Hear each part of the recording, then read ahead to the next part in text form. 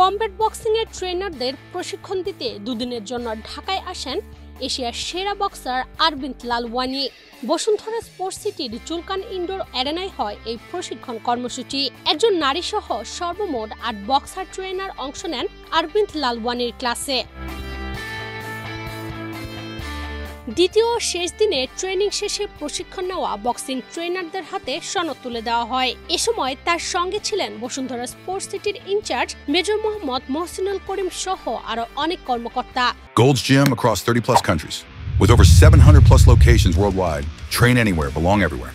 নিজের বক্তব্যের শুরুতে লালওয়ানি জানান, বিশ্বের অনেক দেশে নেই এমন আধুনিক সুযোগ সুবিধা।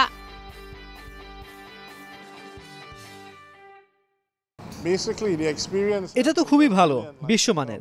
অন্য কোনো দেশের সঙ্গে তুলনা করলেও এটা ওপরের দিকেই থাকবে। অনেক দেশেই বক্সিং এর এরকম সুযোগ সুবিধা নেই। ভালো মানের বক্সার তৈরি করতে হলে আপনাকে সবকিছুই উন্নত করতে হবে। জুলকান অ্যারেনা দারুণ, এক কথায় দারুণ। ভবিষ্যতে এটা আরো এগিয়ে যাবে। আমি এখানে এসে জুলকান অ্যারেনা দেখে অবাক হয়েছি। এটা নিজের দেখা একটি অভিজ্ঞতা। বসুন্ধরা গ্রুপ দারুণ কাজ করছে, ধন্যবাদ প্রাপ্য তাদের। বক্সিং ক্যারিয়ারের শুরুতে বিশ্ববিখ্যাত কোচ এবং মোহাম্মদ আলীর দীর্ঘদিনের ট্রেনার অ্যাঞ্জেলো ড্যান্ডির অধীনে প্রশিক্ষণের সুযোগ পেয়েছিলেন আরবিন্দ লালওয়ানি। এরপর আন্তর্জাতিক অঙ্গনে একাধিক সাফল্য অর্জন করে তিনি নিজেকে প্রতিষ্ঠিত করেছেন এশিয়ার অন্যতম সেরা বক্সার হিসেবে। বর্তমানে কাজ করছেন নতুন বক্সার তৈরিতে। বসুন্ধরা স্পোর্টস সিটির জুলকান ইনডোরে প্রশিক্ষণ নেওয়া ট্রেনাররাও বক্সার তৈরিতে ভূমিকা রাখবেন বলে বিশ্বাস তার। যারা সেশনে অংশ নিয়েছে তাদের অনেকের মধ্যেই প্রতিভা দেখতে পেয়েছি।